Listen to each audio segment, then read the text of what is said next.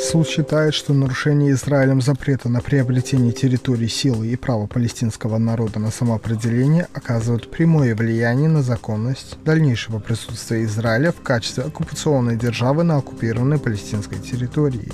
Постоянное злоупотребление Израилем своим положением оккупационной державы путем аннексии и установления постоянного контроля над оккупированной палестинской территорией, а также продолжающееся нарушение права палестинского народа на самоопределение, нарушает фундаментальные принципы международного права и делает присутствие Израиля на оккупированной палестинской территории незаконным. Что касается вывода суда о том, что продолжающееся присутствие Израиля на оккупированной палестинской территории является незаконным, суд считает, что такое присутствие представляет собой противоправное действие, влекущее за собой международную ответственность. Израиль обязан как можно скорее положить конец своему присутствию на оккупированной палестинской территории. Изучив политику и практику Израиля как в отношении Восточного Иерусалима, так и в отношении Западного берега с целью определения того, равносильны ли они аннексии, суд приходит к выводу, что политика и практика Израиля, включая поддержание и расширение поселений, строительство связанной с ними инфраструктуры и стена эксплуатация природных ресурсов, провозглашение Иерусалима столицей Израиля, всеобъемлющее применение внутреннего законодательства Израиля и Восточного Иерусалима, а также его широкое применение на Западном берегу укрепляют контроль Израиля над оккупированной палестинской территорией, в частности над Восточным Иерусалимом и зоной С на Западном берегу. Эта политика и практика рассчитаны на то, чтобы действовать неопределенно долго и оказывать необратимое воздействие на ситуацию на местах. Следовательно, суд считает, что эта политика и практика равносильны аннексии значительной части оккупированной палестинской территории.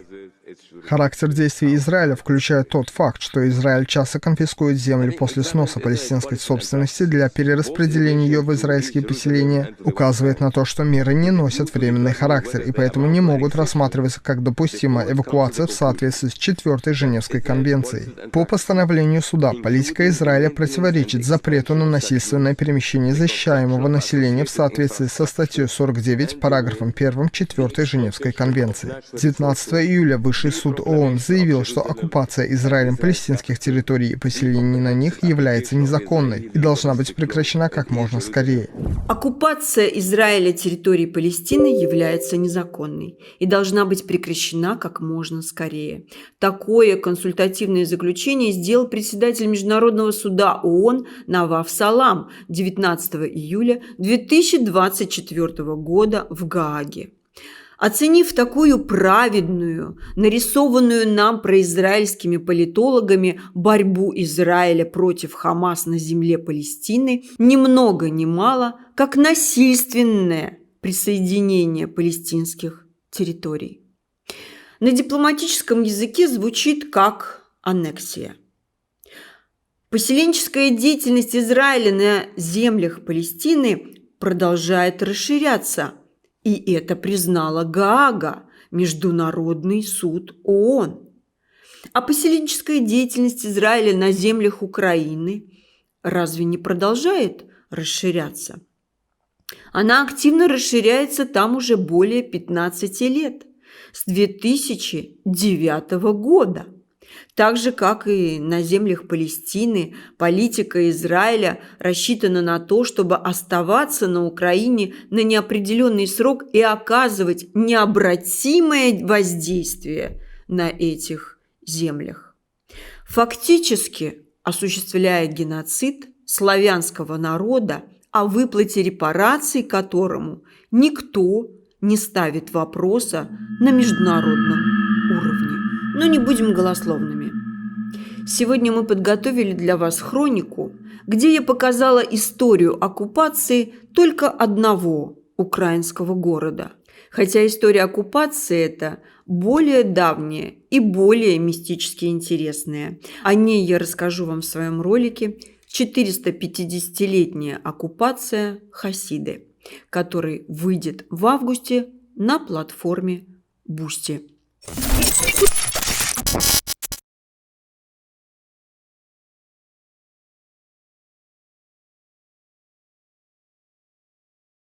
Ну а пока предлагаю посмотреть о современной поселенческой деятельности Израиля на землях Украины.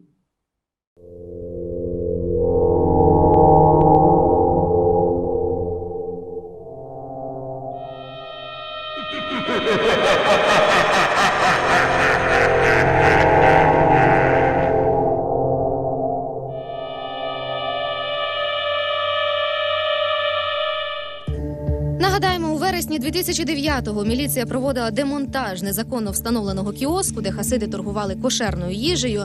Щоб відігнати міліцію, паломник Рахамім Аль-Кобі вкусив одного з правоохоронців за палець.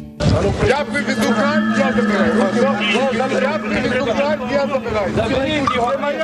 Практично наступного дня іноземця депортували. Сьогодні суд мав вирішити, яке ж покарання призначити паломнику, але засідання перенесли. Хасид через знайомих передав, що він хоч не хоче, все одно відсвяткує у нас свій Новий рік. Суд переніс засідання на 5 жовтня, до слова, ізраїльський Новий рік 23 вересня. Тобто депортований хасид швидше за все зустріне свято в Умані.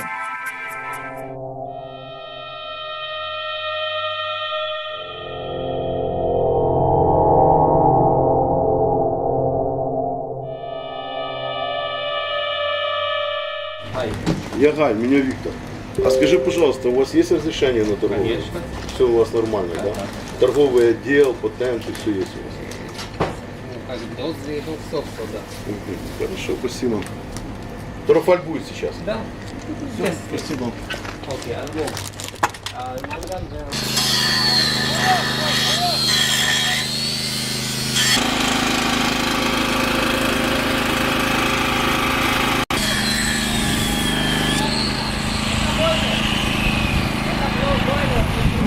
Это частная территория, что это? Это Казбенко территория просто. Значит, рассказывайте еще. Все надписи, все баннеры должны по закону узгодживаться с Конечно. владой.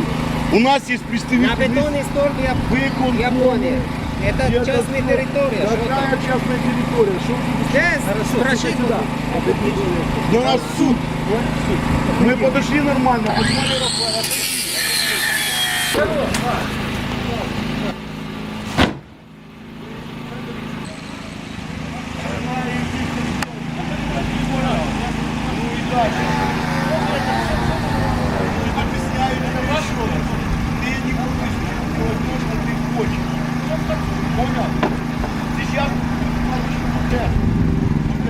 Тише, ты Потому нормально что ты себя сейчас ведешь? договоришься. Потому что ты сильно много на себя Я просто берешь, не могу, понимаешь? я просто не могу понять. Ты у нас кто? Ты как Это стоять или не может это стоять, я буду понимаешь? говорить, но я просто не Сейчас мы понимаю. будем Есть срезать документы на вот это? на вот это. Да, есть Это документы. стройка или Да, ну вот на этот Я просто одно у вас не есть могу- на вот это документы? Что, на что? Разрешение. Разрешение на что? Ну вот вы поставили, Ну я поставил на какой территории? На чья территория? у вас есть документы? На чем? Вы у себя в стране, вы находитесь в При Украине. чем сейчас у себя, не у себя? У вас есть Чья документы? территория, спрашиваю? Я достану все документы. Покажите. Рафаэль, ты достанешь эти достану все документы, на документы. твою торговлю ты достанешь, на каком Да, я основании всё- ты торгуешь. это не моё Ты все торговля. достанешь. Это не важно. У вас дозвіл є на встановлення цього рекламного щита? Я просто не понимаю, это не реклама, во-первых. Это тут получается бардак, когда люди выезжают, они не знают, где собраться. Я сделал специально для того, чтобы люди, которые приезжают на аэропорту... Треба було написати. Ну где я лежу? заяву Я, на смотри, я УМВС, понимаю, что если я сейчас брал...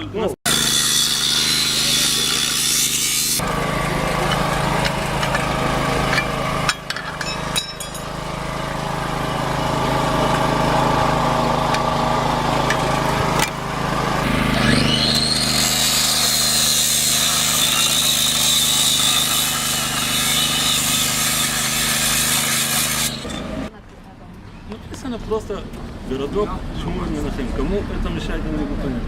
Кому это мешает? Ну а вы Это здание, вы люди- это как бы, ну, Я согласовался со соседями, всем мне дали добро на это, У вас это есть их документы? квартира. Документы не нужны, они ж не пошли против этого. Я понимаю, что на Украине на каждый, чтобы дышать, надо документы. Но тут факт в том, что люди мне не запрещают этого. Они хозяева этих квартир, они заплатили по закону деньги, выкупили эти квартиры, у них есть регистрация в БТИ на этих квартирах. И они мне не запрещают. Что мне сейчас надо каждого пройти и чтобы подписали мне а в документы. городской власти вас спрашивали, вы ходили в городскую? Какие власти? Не могу понять. Архитектуру. На этот надпись? Я не знал, что такого надо. Если надо, я пойду сделаю. Ну причем сейчас прийти и начинает отрезать все, вот это все как. Это Ну, что? говорят, уже Это законным полгода вот так? назад уже было решение милиции. Вы Кто этого должны не были говорит? снять вот это А здание. почему не снимали? Полгода. Говорят, что вы платите милиции. Да, я плачу милиция. Хорошо? Плачу милиция. Я не знаю, что я сейчас буду, что год решить то, что надо мне на этой неделе, на неделю. Год я буду сейчас документы подавать, на следующий год я не такой. Рафаэль, это правда, что ты занимаешься перевозками, что ты занимаешься расселением? Я помогаю людям, да, с партией в Умане, да, я помогаю. Ну, ты занимаешься этим, да? Что это? Не, ну я поинтересовался. Тоже против закона. Люди платят налог, вот машина, смотрите, показывает машина. Машина все платит налог, она стоит на учет нормально, она там на страховка, она там все водителя, там на путовка ездит, все хорошо, что я не могу им давать работу. Мы убираем это, и убираем.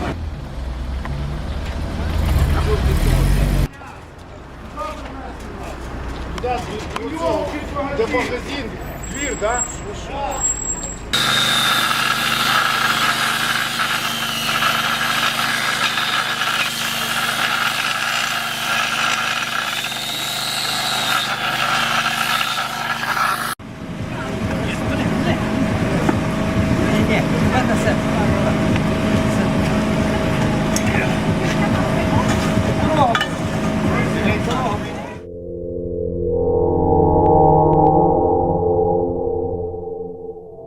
Тут дорога була завжди і все життя. Я тут 47 років прожив, і тут завжди була дорога, завжди. В Умані день у день стає більше паломників. Хасиди з'їжджаються на святкування іудейського Нового року. Але українці, зокрема уманці, більше не раді іноземним гостям. Днями вони гуртом і зі скандалом знесли бетонну стіну, яка відгороджувала їхній двір від місця, де паломники готують собі їжу.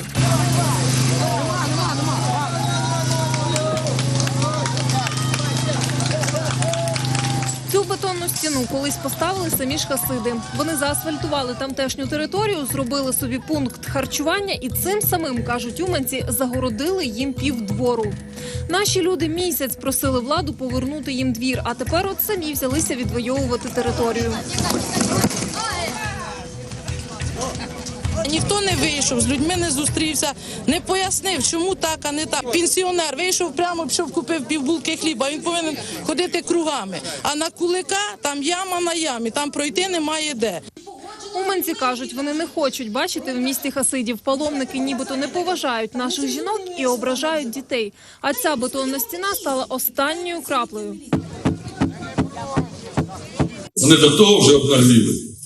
Жінок обзивають, матюкаються, будемо писати. Бо кричать на всіх, на все куплено, нічого не зробить. Кричать, болти показують, кричать, що ви тут виздихаєте, а ми тут будемо жити. Угрожають нашим жінкам. Ви розумієте, чим це кончиться?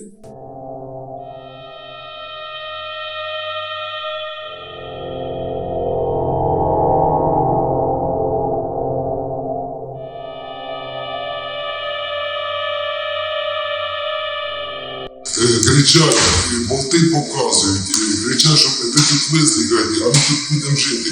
Угрожають нашим жінкам. Ви розумієте, чим це кончиться? Міський голова приїхав вже, коли люди зносили стіну. За його словами, територію хасиди взяли собі законно. А щодо дороги, якої тепер немає, то спеціально для уманців зведуть нову.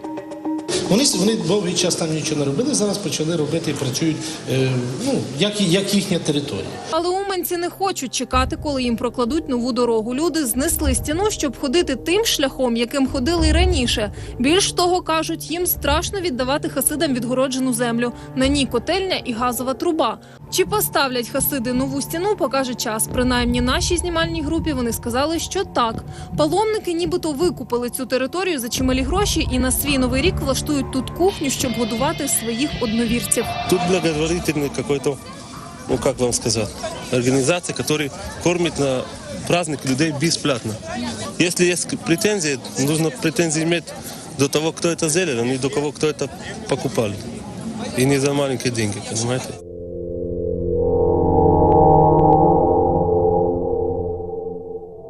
«30 міцних молодиків зі столярними інструментами атакували табір хасидів в Умані. Вони зруйнували паркани і пообіцяли знести наметове містечко.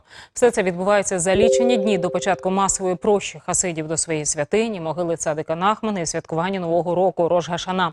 Хасиди називають дії активістів провокацією. Подробиці скандалу дивіться далі. Це відео з камер спостереження в наметовому містечку хасидів Умані. Кілька десятків чоловіків ламають паркан навколо. Вони прийшли в суботу опівдні під час шабату, якраз у той момент, коли хасиди найбільш уразливі. Ми почули звуки болгарки, вийшли і побачили велику кількість людей. Вони різали наш паркан. У суботу ми не можемо нічого робити і навіть не могли викликати міліцію. Залишалось одне – дивитись і плакати. Потім так звані активісти увімкнули генератор і за допомогою ручного інструмента почали руйнувати все довкола. Повалили стовпи електропередачі і побили камери спостереження. Пообіцяли повернутися за 3 дні, у день заїзду перших прочан. Міліціонери стояли і не втручалися. Будь-яких дій, щоб зупинити вандалів, вони не робили. Тепер ми боїмося, що нас спалять. Безпеку нам ніхто не гарантував. У нас охорона громадського порядку, недопущення злочинів, хуліганства і всього остального. Якщо там щось буде неправомірне відбуватися, то ми відреагуємо. Уже завтра хасиди чекають перших прочан і сподіваються, що конфліктів більше не буде. А от суботню акцію називають провокацією проти України.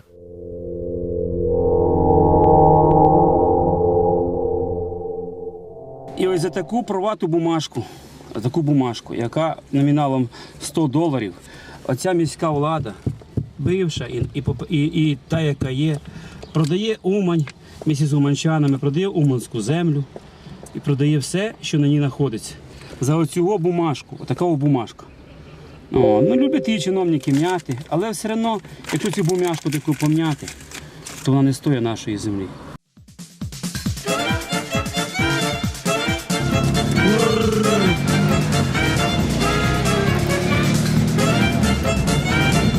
Да, поворот направо, тут скоро помощь, прожарка пролетает со скоростью 80 км в час. Летимо дальше, правда, збиваємо всі драбини, а скоро мігалки і вриваємося до охрани. Їдемо далі по Бодровській дорозі, це вулиця Юрія Петрова, повертаємо направо і впираємося в тупик. Все, кончилась Умань, починається Великий Ізраїль.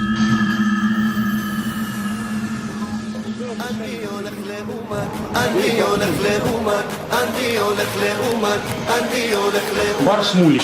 Ще з Рашашана, пожалуйста. Хтось кофе п'є, хтось колиться, хтось їсть, хтось цик під низом подивиться. Все нормально. Можна руки помити, можна ноги помити. Все тут бар Шмулік називається. Це від Рашашана ще залишилось.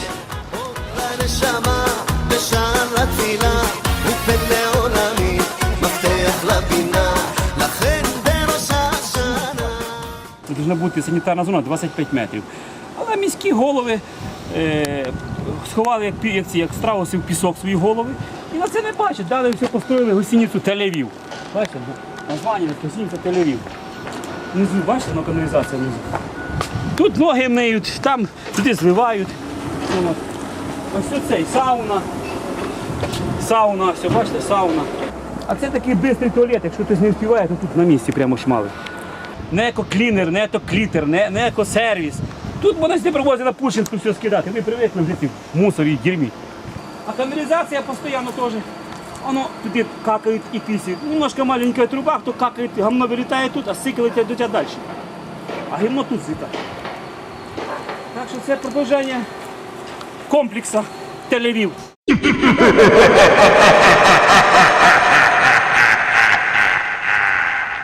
Ось в Умані строїться вже маленький Ізраїль. Цей район буде називатися Беверлі-Хіллз. רבי נחמן, רבי נחמן, הוא בטח מסתכל רואה את כולם. רבי נחמן, רבי נחמן, הלב בישראל, הנשמה באומן, אומן. קולות של תפילה, מכים בדממה, אין ייאוש בעולם. שמחה משתוללת, בריאות פרנסה, חיים ותקווה. כל בקשה ביתה מתגשמת. Це вони зробили євро-дорогу сюди, козлячу трупу. Це для гоїв. І для депутатів Уманської міської ради. Це нашого мера по цій горі треба ганяти кожен день місяць з заступником, щоб вони кожен день бігали ногами тут, вперед і взад. Так чи ні? Це все Англія. Англійський емірат. Це когось вбили, подумайте, господи, там підірвали ногу, втекли, тут сховали, все нормально. У нас же немає зараз ні гаї, ні дуї, у нас нічого немає. Все побите десь, якось вбили. І тут воно стоїть годами. На Пушкінській такі тротуари для парковки гасійських машин. Ну, те секс-услуги оказывают. Это есть у вас здесь какая-то будка для секс-услуг? Нету? А почему? Вы к этому еще не додумались? Это кошерное дерьмо. Что это? Кошерное говно. Это говно? Да, кто-то насрал. Это мини-готель, да? Мини-готель. Это дома человек. Дома? Здесь живет человек? Сейчас живет? Не, на Рошашана, например. А до Рошашана, давай его в аренду сдадим кому-нибудь. Это полиция Израиля здесь живет? Какой полиция? Полиция написано, это израильская полиция. Это просто до дома, это здесь масло, здесь на А могиле. зачем стул? Чтобы никто не украл стул? Да, что не украл стул, что люди не украли. О, кафе сделал кто-то, маленький гешефт. Смотри, я думаю, такое. А там кто-то сделал, уже за территорию могилы уже сделал маленький гешефт. Ну это нормально это. У нас в готеле не надо ни дозволов, ничего, все делается на раз. Все стоит одной $100 купюри. А це хасидська сауна. Миють собі яйця тут, парять жопи. От, може, курвів трошки привозять. І все в дворі вчасно. Люди, сусіди наблюдають з цього, із вікон і облизуються. І постійно свої клієнти, своя охрана. Свій маленький Ізраїль в великій Умані.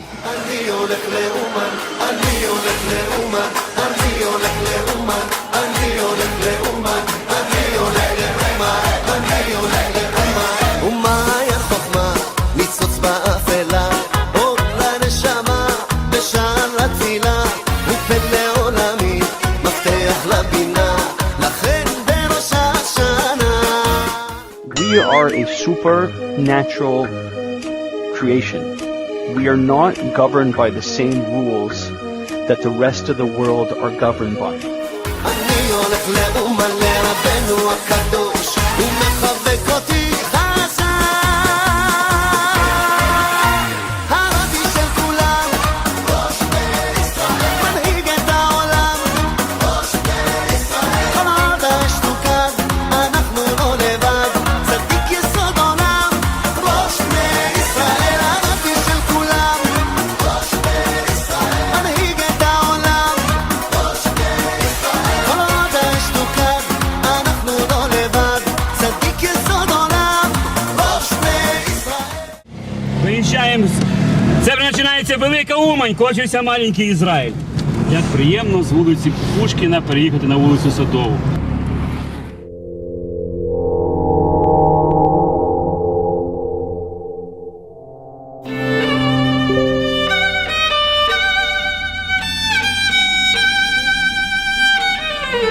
Сегодня я еду в Умань, город, повидавший не одно государство. Большинство знают это место как город паломников, которые раз в год съезжаются к могиле их святого пророка Раби Нахмана.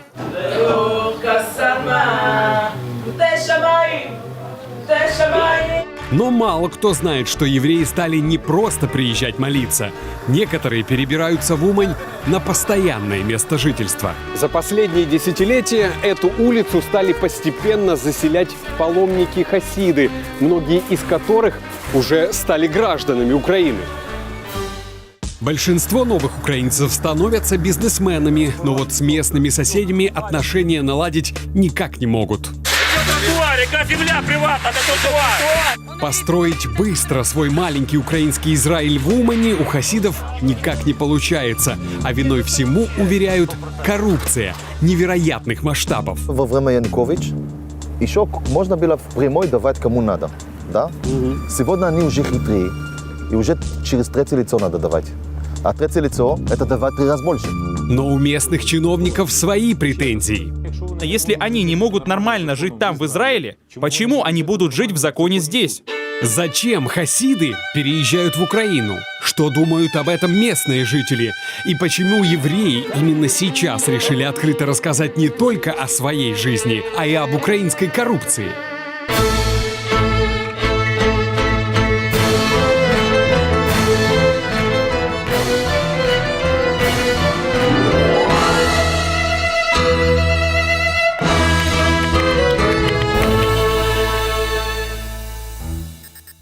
В Умане еще в начале прошлого века большинство горожан были евреями. Но после Второй мировой войны они здесь остались в меньшинстве. А уже в 21 веке, благодаря месту захоронения пророка Цадика Нахмана, ситуация стала меняться кардинально. Вот это священное место, ради которого в Умань со всех концов света съезжаются, как нам сказали, ежедневно около сотни туристов. И это тысячи в неделю. Могила раби Нахмана.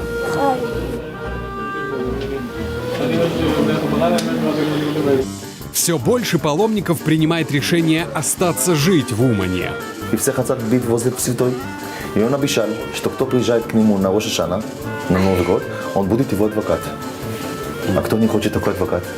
Именно этот человек, приехавший сюда обрести адвоката перед Богом, стал адвокатом для всей уманской еврейской общины, а для меня – проводником в маленький украинский Израиль со своими правилами жизни и коррупционными скандалами. Это автомобиль «Скорая помощь», что может помогать в первые 7 минут. Скорую помощь хасиды попросили передать в Умань после нескольких печальных историй с местными неотложками. Здешняя молодежь прошла курсы парамедиков, и теперь у них в районе появилась своя медицина. Мы получили эту скорую помощь для района Пушкина, но с просьбой помогать всем. Скорая израильская, а значит и подход тоже. Но Израиль в Умань не перевезешь. Вот и взялась община хасидов менять под себя и все остальное. И начали с еды. Смотрите сюда. Вот еда, которую мы готовим ежедневно. Обычная хорошая еда. Курица, картошка. Все продукты должны быть на 100% кошерными. Кошерными называются продукты, которые полностью соответствуют законам Святого Писания, Торы. Других хасиды не едят. Например, мясо мы не можем есть, если животное имело хоть какое-то заболевание или было убито негладким ножом. Один нож только для коров, другой только для овец. Это специальные ножи, очень опасные. Один такой нож стоит около $3000. Когда раввин Яков Джан 17 лет назад только поселился в Умане, еды для хасидов здесь не было вообще. Ее завозили из Израиля, но это противозаконно. Тогда и началась его большая работа. И на украинских предприятиях постепенно стали появляться небольшие линии по производству кошерной продукции. Вот уманский лимонад известен всем в Украине. И каждый завод я должен проконтролировать. Я им говорю, как мы хотим, и оставляем на заводе своего человека. Но это дорого. Даже мы для своих продаем по себестоимости. Это $12 в килограмм. Своих на улице Пушкина становится все больше. Уже больше полусотни многодетных семей из Израиля переехали на постоянное место жительства в Умань. Если тут есть 32 квартиры, от них остались, если я не ошибаюсь, 8 местных. Все купили хасиды. По вот этим сумасшедшим ценам? Да. Для своего второго бизнеса Хаим Хазин выкупил когда-то половину подвального помещения в своем же доме. Тут в Уман каждый кровать имеет очень сильный ценность. Сколько одно место такое стоит, например, на праздник, когда съезжаются?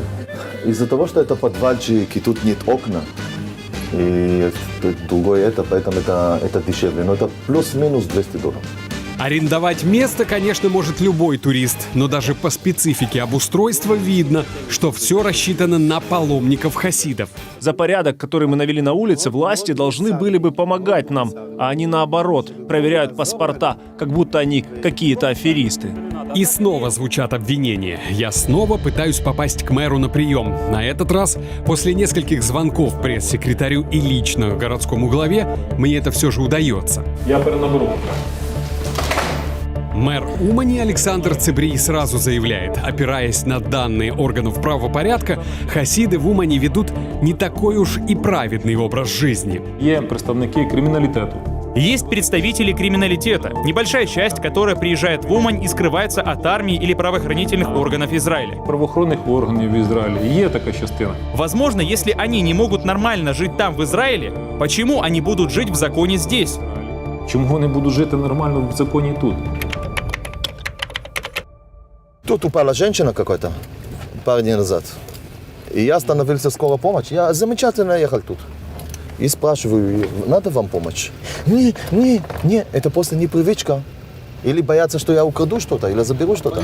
Напряженность в отношениях хасидов и местных жителей действительно есть. И чувствуется она не только во время наплыва паломников. Легли уже спать. Мы уже легли спать. Слышу, зазвенело стекло. Я к мужу.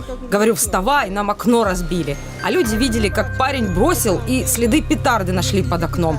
Что они хотели? Нас сжечь, что ли? Що вони хотіли спалити нас, чи що вони хотіли? У многих жителей улицы Пушкина и окрестностей найдутся подобные истории о проделках хасидов. У Людмилы Лысак историй больше, ведь живет она на этой улице уже полстолетия. Ее дом расположен прямо напротив могилы пророка. Вони нас залякали. Они нас запугивали, чтобы мы им дом продали за даром. Кнопки ці є. У нас кнопки есть. Нам поставили тревожные. А молодежь? Молодежь ведет себя безобразно. Они поняли, что наши люди за деньги продаются? Вся правда в деньгах. Они это поняли. Вони це поняли. Чуть в сторонке в это время уже завязался спор о случившемся. Взрывы нельзя продать. Это незаконно. Война идет, нельзя. Так они прямо здесь в районе продаются или не в районе? Каждый магазин записано еще на иврит, что продается бомба, продаются все эти, как это зовут? Да, все продают это спокойно. И на сессии говорили на это, что это незаконно. А полиция? А полиция ничего. А ее нет вообще. Вот будка стоит, половину под пиццерию продали будки. Сергей Алексеев – местный депутат. Как я заметил, вступает в споры с хасидами постоянно. Только так, по его мнению, можно уладить разногласия. Ровно 3 недели назад. Ровно 3 недели назад звонят мне люди из девятиэтажки. Говорят, хасиды молодые там живут, водят девушек, занимаются чем не нужно. Я пришел, вызвал хасидов и говорю, позовем раввина и сделаем обрезание дальше. Обрезание дальше. Иногда, правда, правильность до добра не доводит. На этих кадрах видно, как на Сергея бросается с ножом кто-то из компании хасидов. Оце ми маємо. Вот у нас придомовая территория, а именно детская площадка на улице Пушкина, 38. Здесь были брусья, там скамейки для жильцов. Вот там были скамеечки, есть видео. В 2016 году Уманским исполкомом под управлением городского главы-коррупционера было принято решение отдать этот участок для благоустройства иностранному гражданину Натану Отайону. А он за это даст в бюджет 500 тысяч гривен. А він за це дасть в бюджет 500 тисяч гривень. Но мало того, что благоустройство не состоялось, так еще и участок хасиды использовали для собственных коммерческих интересов, предварительно срезав все, что мешало. Давно бачите все. Видите, болгаркой срезалось. Как это называется? Захват нашей территории? Иностранцами. А каким образом? Деньгами? А грошима? Больше, чем $50 миллионов, которые эта улица отсюда заходит в Украину. И что? И канализация течет. 6 дней, 5 дней, никто не делает ничего. И снег не убирают. Невероятные цифры инвестиций для провинции. Но местных жителей, кажется, они не касаются. Поэтому больше беспокоят неисправные канализации, в поломке которых они снова винят евреев. Может быть, в Израиле вот такие вот трубы, а здесь не такие трубы. Они бросают эти салфетки влажные, бросают памперсы. Вот будут вытаскивать, вы посмотрите, что оттуда выйдет. Без проблем. Ведь поток хасидов в Украину растет невероятными темпами. Если в 90-х на могилу святого ездили сотнями, то прошлый год стал рекордным. В Умане насчитали около 40 тысяч хасидов-паломников.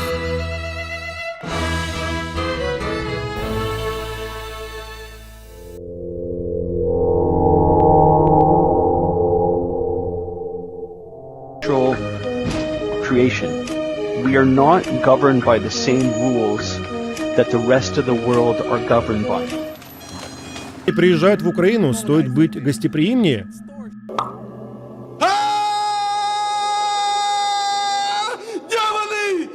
Это вымогательство. Говори как есть, это вымогательство.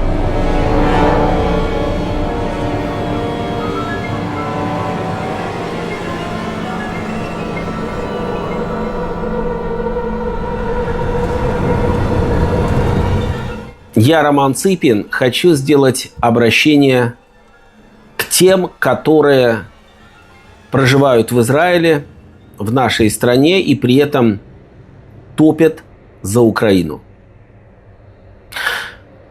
Ко всем блогерам, активистам, общественным деятелям, популистам, журналистам, тем, которые организовывают митинги в поддержку Украины. Я хочу сделать обращение к вам, антисемитам. Да, антисемитам. Потому что вы являетесь антисемитами. Вы помогаете тем, которые на протяжении 450 лет совершали не один геноцид еврейского народа. Вы помогаете тем, которые на протяжении 450 лет жестоко убивали женщин, детей и стариков, начиная с Богдана Хмельницкого. Что вы чувствуете, когда вы видите памятник Хмельницка, Богдана, или когда вы видите памятник Бандеры, Шухевича и других неонацистов, которые во все периоды времени жестоко уничтожали еврейский народ? Им плевать. Им плевать на то, что они убивали евреев. Им даже плевать на той стране. И гадят они радикально.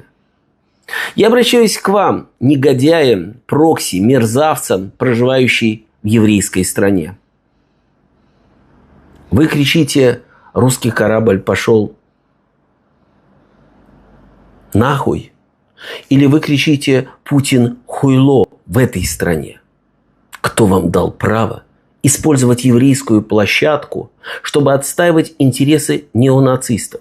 Я бы посоветовал вам, ублюдкам, проживающие в этой стране, имеющие израильское гражданство или не имеющие, здесь работающие здесь по визам рабочим, занимающиеся здесь антиеврейской пропагандой, отстаивающие интересы неонацистов.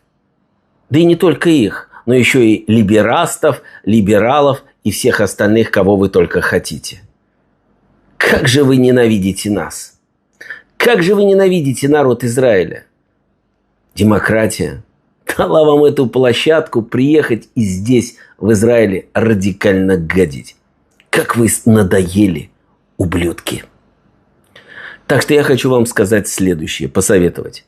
Берете Украину, Россию, вставляете вашу фашистскую жопу украинскую, крутите там ее по полной программе, а потом идете нахуй за русским кораблем и за Путиным хуйлом, и за бандеровцем сукиным сыном. Идете нахрен с этой страны. Я рекомендую вам, выблюдкам, врагам еврейского народа, оставить еврейский народ в покое. В покое.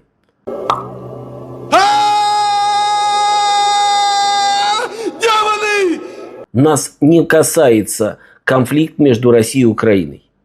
Мне глубоко наплевать на то, что произошло в больнице Киева.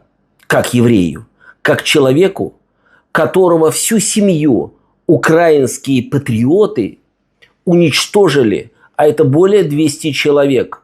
А сегодня поставили памятники, гордятся и оскорбляют тех, которые помнят историю Холокоста.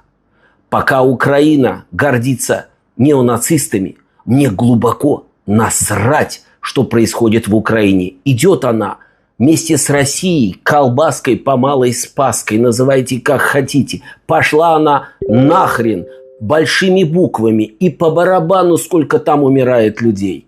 И в России по барабану, потому что замучили вы нас, славяне. Замучили, надоели вы с вашими разборками в нашей стране.